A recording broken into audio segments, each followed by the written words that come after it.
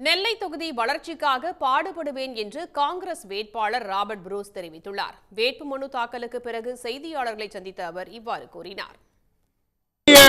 கூட்டணியின் சார்பில் காங்கிரஸ் கட்சியுடைய வேட்பாளராக நெல்லை பாராளுமன்ற தொகுதிக்கு நாங்கள் தலைவர்களோடு சேர்ந்து வேட்புமனு தாக்கல் செய்திருக்கின்றோம்.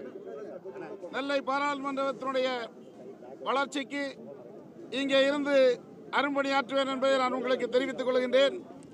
குறிப்பாக நெல்லை ரயில்வே கோட்டம் நீண்ட நாள் கோரிக்கை, அதை பிரித்து நெல்லை ரயில்வே கோட்டத்தை உருவாக்குவதற்கான முயற்சியை மேற்கொள்வேன்.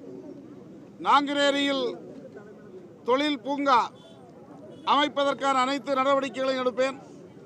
குலவணிகர்புரத்தில் மக்களுடைய நீண்ட நாள் கோரிக்கையாக மேம்பாலம் அமைப்பதற்கு பாராளுமன்றத்திலே குரல் எழுப்பி அனுமதியை பெறுவேன். இதை போன்ற பல்வேறுபட்ட பணிகள், குறிப்பாக பாபநாசம் மணிமுத்து அணை இணைப்பு போன்ற முக்கியமான பணிகளோடு இந்த மாவட்டத்தினுடைய மக்களுடைய அடிப்படை தேவைகளுக்காக நிச்சயமாக பணிபுரிவேன் என்பதை இந்த நல்ல நேரத்தில் தெரிவித்துக் கொள்கின்றேன். குறைந்தபட்சம் 2 லட்சம் வாக்குகளுக்கு மேல் வித்தியாசத்தில் வெற்றி பெறுவேன் என்பதை நான் தெரிவித்துக் கொள்கிறேன். உடனுக்குடன் செய்திகளை தெரிந்து கொள்ள சன் நியூஸ் பெல் ஐகானை கிளிக் பண்ணுங்க.